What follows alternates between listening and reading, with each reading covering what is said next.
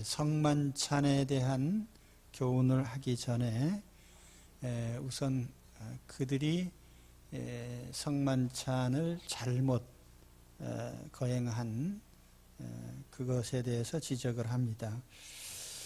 오늘 말씀 17절에 보면은 너희의 모임이 유익이 되지 못하고 도리어 해로움이 됐다, 이런 말씀을 하죠. 이 말씀을 토대로 해서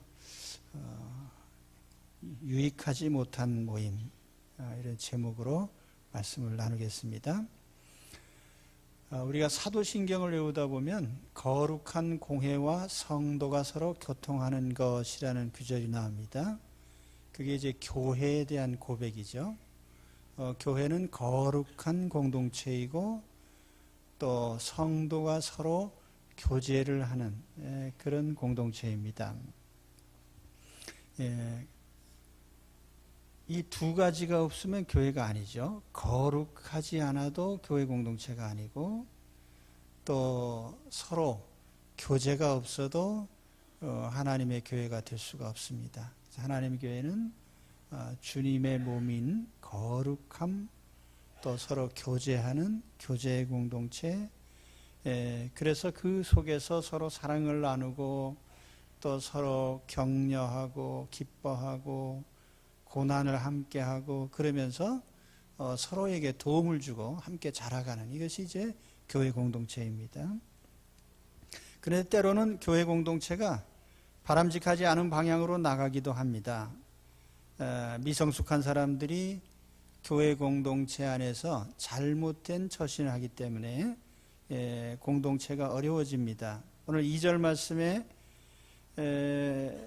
사도 바울이 고린도 교인들에게 다 너희가 사도들의 전통을 잘 지켜서 참 잘했다, 그리고 칭찬을 했는데, 오늘 17절에는 내가 명하는 이 일에 너희를 칭찬하지 아니한다. 그리고 오늘 말씀 마지막 절에도 보면은 내가 결코 너희를 칭찬할 수 없다, 이렇게 말씀을 합니다. 내가 명하는 이 일이라고 하는 것은 이제 성찬과 또 그 애찬에 관한 교훈이죠. 자, 고린도 교회가 해로운 모임이 된 것은 두 가지 큰 잘못이 있었습니다. 첫째로는 교회 안에 파벌과 분쟁이 있었던 것이고, 또 하나는 애찬이 잘못 변질된 것입니다. 그래서 이 두 가지 문제가 고린도 교회를 와해시킨 요인이었는데, 오늘 우리도 이 두 가지 문제를 해결해야 우리 교회 공동체가 건강하게 나갈 수 있습니다. 그리고 또 이것은 교회뿐 아니라 가정에도 적용할 수 있는 거예요. 우리 가정 공동체, 또 사람이 모인 공동체라면 어디에나 이 두 가지는 다 적용이 됩니다. 파벌과 분쟁의 문제를 해결해야 되고요, 또 하나는 우리가 애찬의 문제를 해결해야 됩니다. 자, 첫 번째 문제는 파벌과 분쟁이었어요. 18절에 보면은 먼저 너희가 교회에 모일 때에 너희 중에 분쟁이 있다함을 들었다. 그리고 19절에 보면 너희 중에 파당이 있어야 너희 중에 옳다 인정함을 받은 자들이 나타나게 되리라. 이 분쟁이란 말, 파당이란 말, 이게 주의를 해야 됩니다. 이게 분쟁이라는 말은 헬라어로 스키스마라는 단어인데 본래는 균열이나 틈을 가리키는 말입니다. 그러니까 어떤 큰 문제점은 아니었다는 거죠. 근데 거기로부터 이것이 점점 확대되는 것이죠. 그래서 19절에 파당이라는 말이 나오는데, 이 파당이라는 하이레시스라고 합니다. 헬라어로. 이거를 이제 번역할 적에 어떤 성경은 이단이라고 번역을 했고, 또 어떤 성경에는 분파, 또 어떤 성경에는 나누어진 그룹들, 또 어떤 성경에는 차이, 이런 말로 번역을 했습니다. 그러니까 이 하이레시스란 말, 파당이란 말이 극단적인 경우에는 이단이라고 번역이 되기도 하고, 또 그렇지 않은 경우에는 디퍼런스, 단순히 좀 차이나 다름 정도로 번역되기도 합니다. 근데 고린도 교회 안에 이런 파벌이 2단 정도의 그런 파벌이었을까? 그건 아니라고 생각해요. 왜냐하면은 1장에 이미 보면은 거기 뭐 바울파, 베드로파, 아볼로파 이런 파들이 나오는데 그것은 요즘으로 말하면 그저 팬클럽 정도 되는 그런 정도의 차이죠. 그런데 이것이 어떻게 그렇게 큰 문제가 됐을까? 사실 우리가 기호에 따라서 누구를 지지하고 또 누구를 따를 수도 있어요. 그런데 문제는 그러한 그룹들이 어떤 문제를 놓고 부딪혔을 때 서로를 반대하고 용납치 않는다는 거죠. 요즘도 그렇습니다. 예를 들면 자 우리 이번 수재를 당한 사람들에게 뭐 100만 원을 구제합시다. 근데 100만 원 구제하는 거 놓고 교회가 회의를 1시간 동안 하고 그만둡시다 하고 끝냅니다. 왜냐하면 서로 의견 충돌이 일어나서 뭐 어떻게 도와주느냐 얼마를 주느냐 하고 싸우다가 그게 아주 왕왕 있는 일이거든요. 교회가 어떤 사안을 가지고 부딪혔을 때 자기 기호에 따라서 뭐 바울파, 아볼로파, 베드로파 뭐 파에 따라서 저건 베드로파가 지지한 거니까 우린 반대다. 뭐 이런 식이죠. 그래서 18절 말씀에 보면은 이게 모인다는 단어 또 듣는다는 단어가 나오는데 여기 이제 헬라어 시제로 보면은 현재 분사형과 현재형으로 되어 있습니다. 그러니까 모임도 계속되고 있고 또 다툼도 계속되고 있고 그러한 소식이 바울의 귀에 계속 들려오는 거죠. 진행 중이죠. 그래서 바울이 19절에 보면은 너희 중에 파당이 있어야 너희 중에 옳다 인정함을 받은 자들이 나타나게 되리라. 이 표현은 흔히 그 어법상 아이러니법이라고 합니다. 반어법이라고 하는데 이 귀절을 쉽게 번역하면 이런 얘기입니다. 너희들 싸우고 싶으면 실컷 싸워라.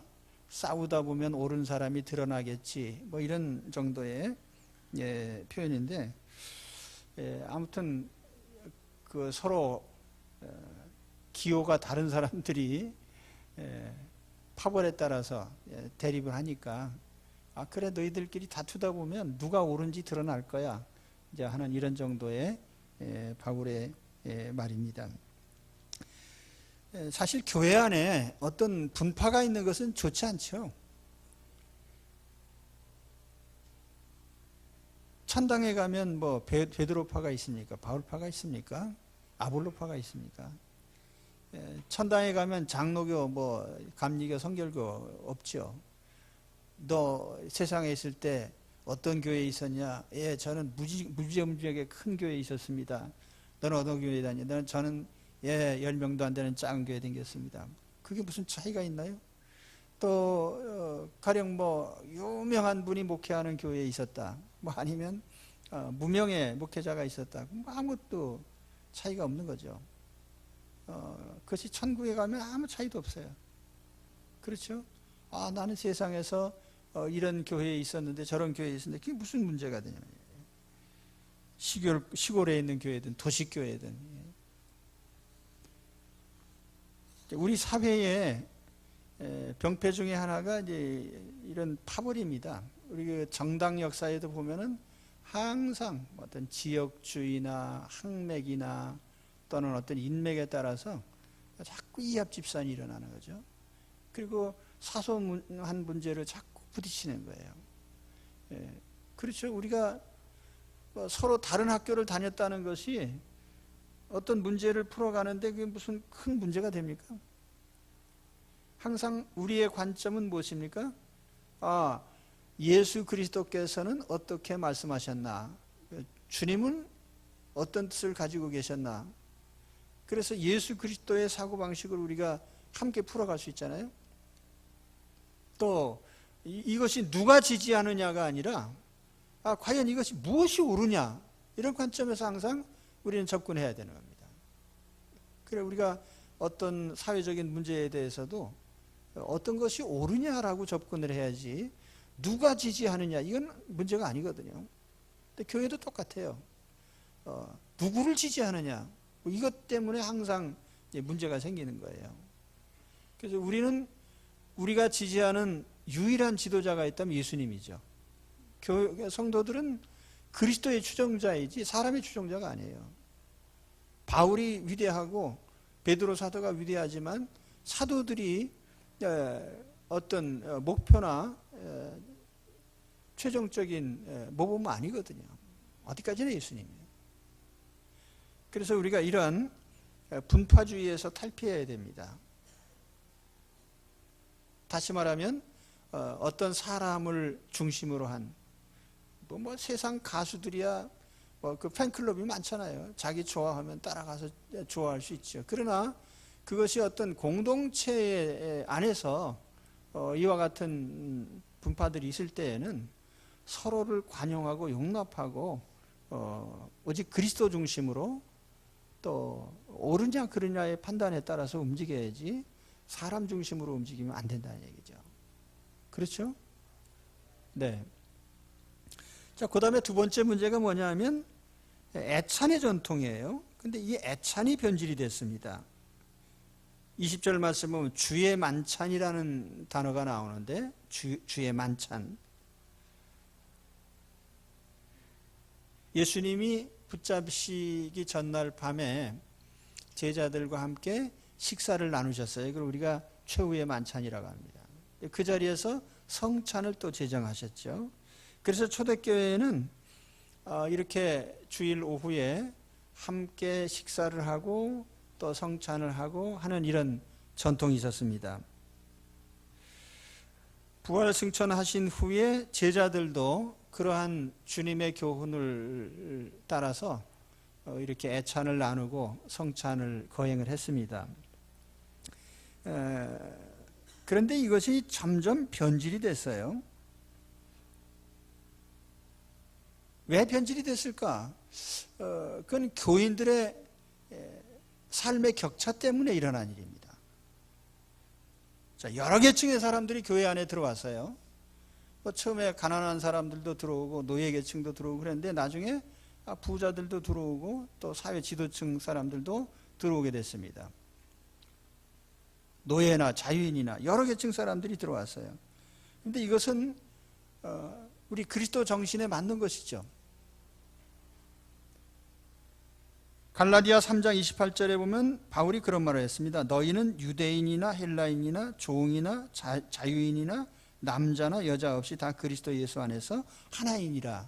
여기에 보면은요, 유대인, 헬라인, 그러니까 유대인들이 가지고 있는 그 유대인과 이방인 사상, 이것이 그리스도 안에서 없다는 거죠. 또 종과 자유인, 로마 시대의 노예는 완전히 상품이죠.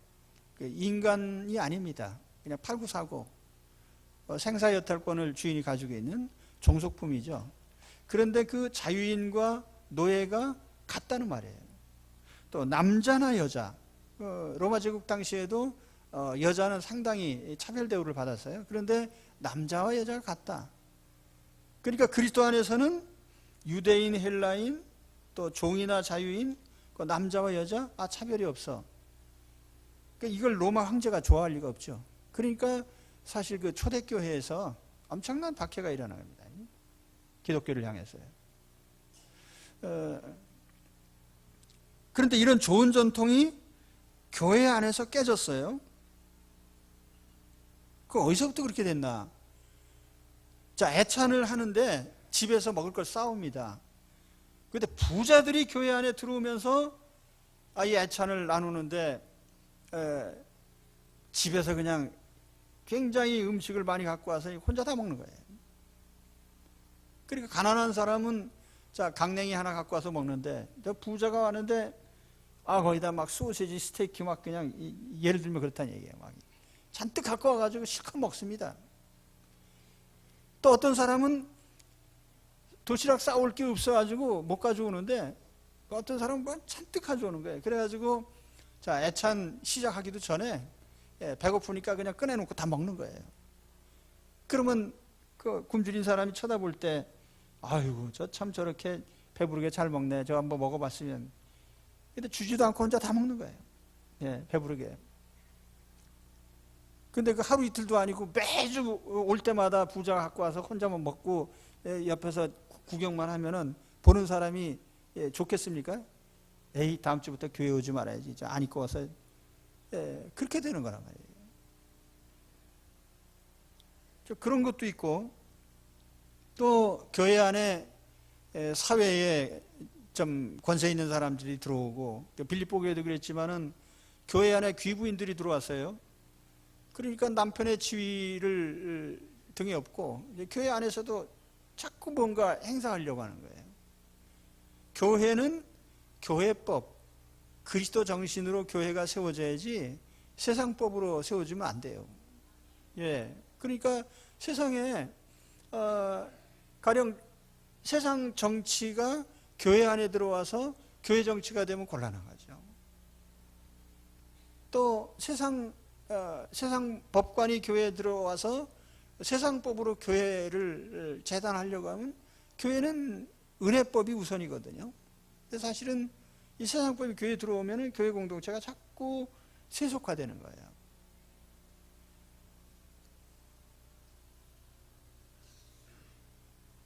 (20절) (21절) 보십시오. 그런즉 너희가 함께 모여서 주의 만찬을 먹을 수 없으니 이는 먹을 때에 각각 자기의 만찬을 먼저 갖다 먹으므로 어떤 이는 시장하고 어떤 이는 취함이라.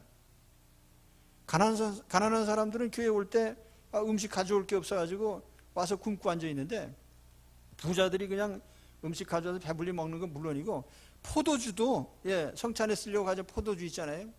포도주도 대병으로 가져와가지고 미리 막 먹는 거예요. 그러다 보니까 성찬식 거행할 때 되면 몽롱해가지고, 이 성찬식이 아니라 이게 아주 이상한 거예요.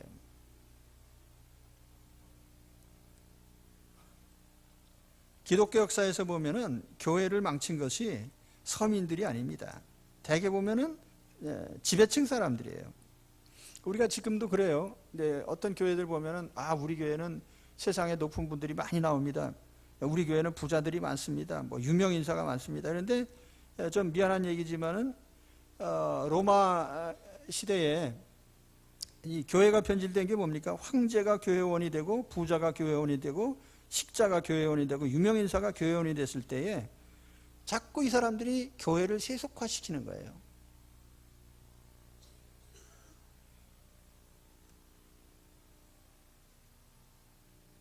유다서 1장 11절에 보면 이런 말씀이 납니다. 화 있을진저 이 사람들이여 가인의 길에 행하였으며 삭슬 위하여 발람의 어그러진 길로 몰려갔으며 고라의 패역을 조차 멸망을 받았도다.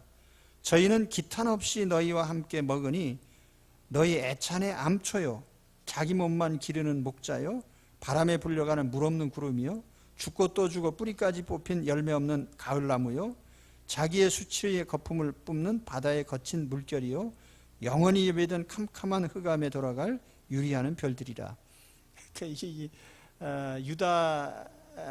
이 유다서를 쓴 유다가 예수님의 아우 되시는 유다로 생각하는데, 그렇다고 하면은 뭐 예수님 승천하시고 얼마 안 된 일입니다. 역사적으로 몇십 년 안 된. 그때 벌써 교회 안에 이런 사람들이 들어왔다는 거예요. 가인의 길을 따르는 사람, 발람의 길을 따르는 사람, 고라의 길을 따르는 사람. 이 사람들의 특징이 뭡니까? 물질주의. 교회를 영적으로 운영하지 않고 돈 중심으로 움직여요. 둘째는 명예욕입니다. 교회 안에서 하나님의 영광을 추구하지 않고 사람의 영광을 자꾸 나타내려고 그래요. 그 셋째는 육체의 욕망이죠. 영혼이 잘 되기를 바라지 않고 육체적인 안락을 자꾸 추구합니다. 이렇게 애찬이 변질될 때에 나타난 결과가 무엇입니까? 첫째는 교회의 경건이 훼손됐어요. 거룩이 훼손됐어요. 아까 말씀드렸잖아요. 거룩한 공회가 교회인데 거룩이 훼손이 됐단 말이에요. 그리고 또 한 가지 뭡니까?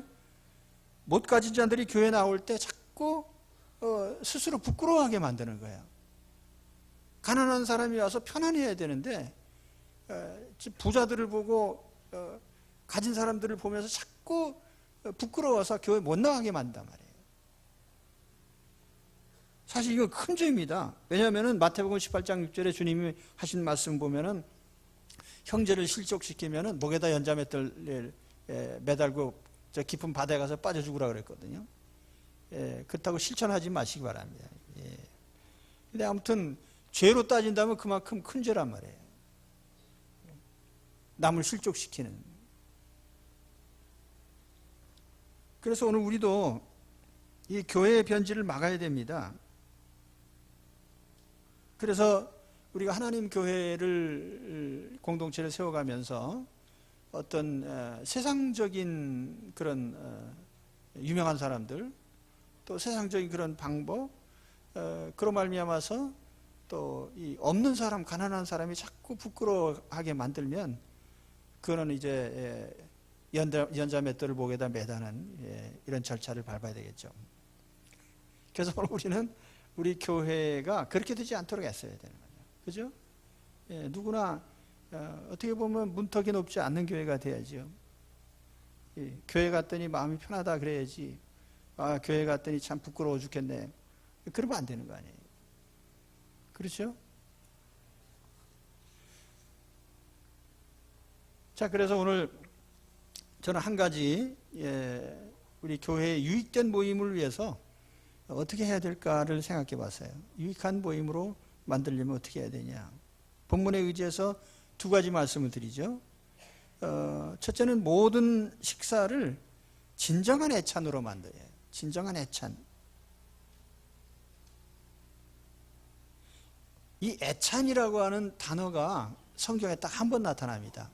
아까 읽은 유다서 1장 12절에 애찬이라는 단어가 나오는데 그때 그 애찬이라는 단어는 헬라어로 아가페예요. 아가페, 사랑. 그러니까 사랑의 식사예요. 그 유다서 1장 12절에 보면은 애찬이라는 말과 함께 먹는다고 하는 헬라어가 나옵니다. 함께 먹는다. 그때 그 함께 먹는다는 단어도 헬라어로 보면은 함께 즐긴다는 의미예요. 함께 기뻐한다, 함께 좋아한다.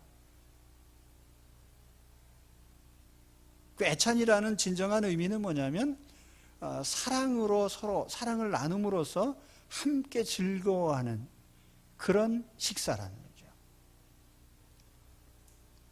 사랑을 주고받음으로써 함께 즐거워하는 식사.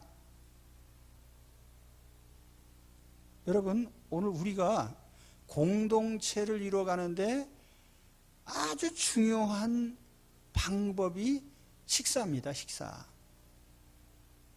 식사가 중요한 거예요, 이게. 그때 식사가 애찬이 돼야 되는 거예요. 사랑의 식사가 돼야 되는 거예요. 자, 어떤 사람이 70년을 산다고 가정했을 때, 이렇게 가정하면 70세 되신 분이 불쾌하기 때문에 100년으로 바꿔서 얘기합니다. 어떤 사람이 100년을 산다. 그랬을 때 자, 하루 세 끼, 하루 1시간씩 우리가 식사를 한다고 하면은 70년으로 가정했을 때는 76,650시간이고 날수로는 3,193일이고 연수로 따지면 8년 9개월인데 아마 100세로 따지면은 한 9년 이상 식사하는데 시간을 씁니다, 우리가. 9년, 10년 가까이.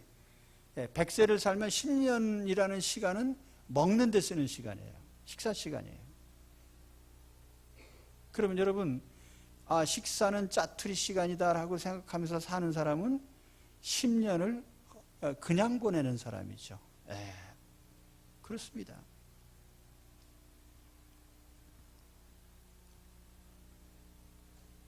식사 시간은 킬링 타임이 아닙니다. 오히려 힐링 타임이죠. 사랑을 나누고 회복하고 치유하고 충전하는 육신의 에너지만 아니라 영적인 에너지를 충전하는 그런 시간이 식사 시간이에요. 그래서 우리 그리스도인들은 이 애차는 교제의 시간이고 은혜의 시간입니다. 그 교인들은 왜 자꾸 앉아서 먹나? 그래, 먹어야 돼요. 우리 점심도 같이 나누고요. 또 우리 매월 한 번씩 있는 온가족 새벽 기도회 때도 나와서 먹잖아요. 아침 만찬 같이 나눕니다. 참고 삼아 말씀드리면 우리가 매월 첫 주 토요일에 있는 이 애찬 시간에 식사를 봉사하시는 분들이 정말 맛있게 잘 준비를 하셔요. 지구상에 없어요, 여기밖에. 근데 이렇게 한 끼를 준비하려면 대략 한 40만 원, 50만 원 들어갑니다. 그래서 지금 4월까지는 다 이렇게 제공해 주신 분들이 계셔가지고 다 지나갔고, 이제 5월부터 12월까지는 아직 비어 있으니까 선착순으로 지원하십시오. 근데 우리 교인들이 결혼식이 있거나 그러면은 이제 일부 예배 때 떡을 해가지고 와서 우리 결혼했습니다 하고 떡으로 이제 신고를 해요. 근데 또 떡도 좋지만은 또 애찬으로 신고하셔도 괜찮습니다. 이제 다음 주부터 받겠습니다, 제가. 근데 아무튼 그 먹는 게 그렇게 중요하단 말이에요. 먹는 게. 남전도 해, 여전도 해, 구역원들. 근데 가정에서도 그래요.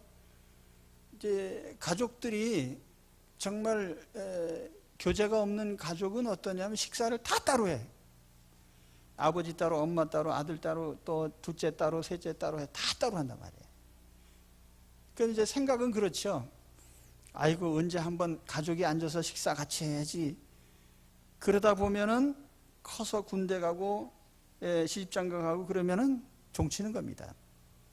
식사를 같이 못해. 계속 못하는 거예요. 그 식으로 나가면. 어려서부터 같이 해야 돼. 어려서부터. 제가 우리 아이들 유학도 보내고 싶다 하는데 안 한 이유가 같이 앉아서 먹고 싶어가지고. 야, 언제 같이 먹냐? 이제 가버리면. 우리 큰아이 군대 가는 날 306 보충대 들여다 놓고서는 집에 와서 엉엉 울었어요.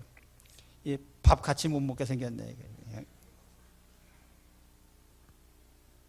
그래서 우리가 이 음식을 나누는 시간이 정말 우리에게 중요한 시간이고 같이 하는 시간이고 사랑을 나누는 시간이고 그런 시간이란 말이에요.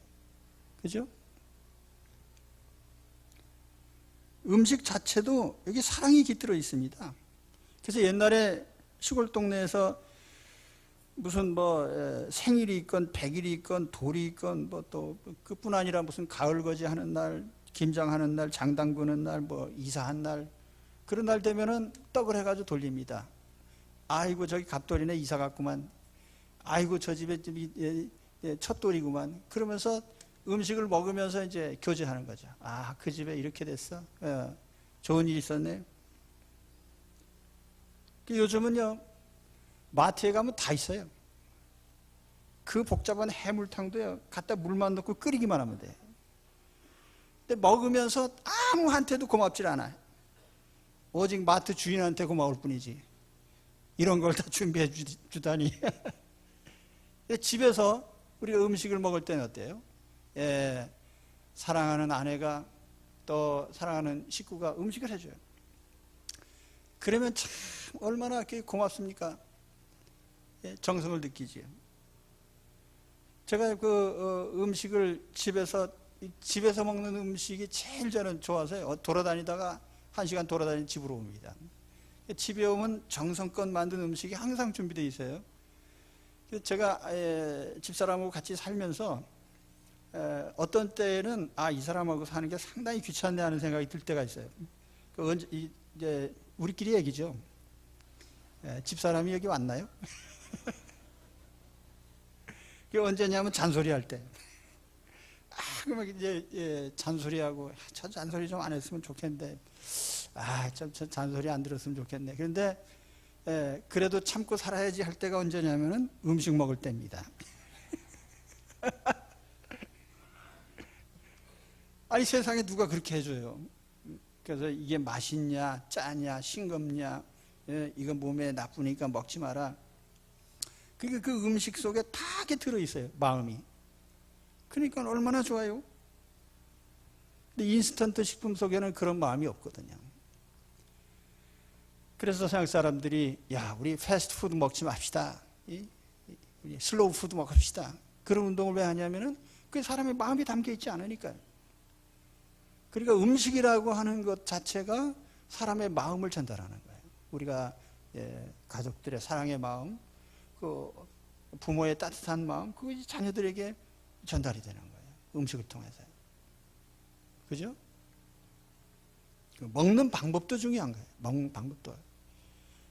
우리 어렸을 땐 그랬거든요. 그 유교 사회에서 이렇게 하다 보니까 야, 그거 먹을 때 이제 말하면은 안 된다. 조용히 먹어야 돼요. 그리고 뭐 어른이 말씀하실 때는 또 가만히 들어야 돼요. 그 옛날에는 그랬는데 요즘에 누가 그렇게 하면 앉아 있습니까? 다 도망가지. 그래서 그 식사할 때도 주로 얘기를 들어야 돼. 경청. 자꾸 말만 하지 말고 어른이라고 해서 자꾸 얘기만 하면은 젊은 사람들이 같이 앉아서 밥 안 먹으려고 그래요. 그러니까 이제 죄송합니다. 이제 연세 드신 분들은 주로 듣는 데 주력하시는 게 좋아요. 자꾸 말씀하시고 싶거든. 근데 이제 듣는 데 주력을 하셔야 의사소통이 되는 거죠. 그죠? 네. 감사합니다. 항상 아멘 해주세요. 여러분 아멘 크게 하셔도 괜찮아요. 그래 우리가 100년을 사는 동안에 10년 동안을 먹는데 시간을 쓰는데 그 시간을 짜투리 시간이라고 생각하고 그냥 보내면은 정말 시간을 헛보내는 사람이다. 그러니까 그 애찬회의라고 하는 그 시간을 우리가 사랑을 나누는 시간이에요. 힐링의 시간이에요. 그래서 오늘 우리가 그 시간을 회복해야 됩니다. 공동체의 회복을 위해서요. 애찬을 회복해야 돼요.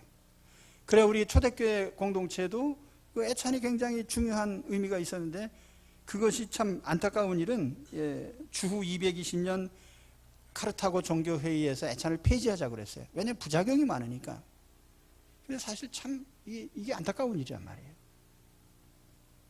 그렇다고 우리가 밥을 안 먹습니까? 계속 먹고 있잖아요. 그럼 우리는 기왕에 먹는 우리 식탁을 사랑의 식탁으로 회복을 해야 되는 거죠. 그래서 우리 가정의 식탁도 사랑의 식탁으로 회복하시기 바랍니다. 또 우리 교회의 식탁도 애찬의 식탁으로 회복하셔야 됩니다. 이 애찬의 식탁이 정말 좋은 거예요. 식사 함께 하고 나면은 마음도 기쁘고 즐겁고 영적으로도 막 뭔가 이렇게 충전이 되고 그런 식탁이 돼야 되겠죠. 그러니까 오늘 이거 한 가지만 들으셔도 괜찮아요. 애찬을 회복하라고 했네. 그러니까 우리 식탁을 사랑과 교제의 식탁으로 회복하시면 공동체가 건강해진단 말이에요. 오늘 말씀이에요. 또 한 가지, 거기에 더불어서 우리의 애찬이 성찬으로 나가야 됩니다. 자, 애찬이라는 건 사람끼리 사랑을 나누는 거예요. 성찬이라는 건 뭐예요? 하나님과 교제하는 식사입니다. 그래서 초대교회는 애찬과 성찬이 항상 연결되어 있어요. 사람들끼리 사랑을 나누고 또 하나님과 사랑을 나누는 거예요. 구약시대에 보면은 어떻게 되어 있냐면은 제물을 바친 사람이 그 성소에서 그 하나님 면전에서 식사를 하게 되어 있어요. 바친 제물의 일부를 먹습니다. 그건 뭐냐면 하나님과 교제의 시간이에요. 그래서 우리가 이 예배가 뭡니까? 하나님과 교제하는 거거든요. 우리가 하나님께 찬양을 드리고 하나님의 말씀을 듣고 또 하나님께 기도로 하나님께 아뢰고 또 하나님의 응답을 받고 그래서 하나님과 교제하는 이 예배가 영적인 만찬인 거예요. 그러니까 우리가 이 영적인 만찬을 마치고 내려가서 육신의 만찬을 또 나누잖아요. 애찬. 그러니까 우리가 애찬과 성찬이 항상 연결되어 있어야 돼요. 인간적인 사랑만 나누고 하나님과 교제가 없으면 그건 세속적인 식탁이 되는 거죠. 그러나 우리가 애찬과 함께 성찬을 하게 될 때에 하나님과의 교제, 하나님과의 사랑의 교제가 이어지는 것입니다. 그래서 유대인들은 식탁을 제단으로 생각을 해요. 그러다 보니까 거기에 먹어서는 안 되는 음식은 다 버리고 먹어야 될 음식을 가려서 먹습니다. 유대인들은. 그 식탁 자체를 제단으로 생각하니까 거기서 사람끼리도 가족끼리도 먹지만 하나님과의 교제도 이루어진다고 생각하는 거예요. 자, 오늘 우리가 가진 식탁이 그래서 중요해요. 식탁이 사랑의 애찬의 식탁이요, 하나님과 교제하는 은혜의 식탁이 되시기를 바랍니다. 그래서 이 애찬을 회복하고 또 성찬을 회복함으로써 사실 교회 공동체가 건강한 공동체로 나갈 수 있어요. 가정 공동체, 교회 공동체, 우리 애찬이 회복되고 성찬이 회복되는 회복의 역사가 있으시기를 축원합니다. 기도하겠습니다.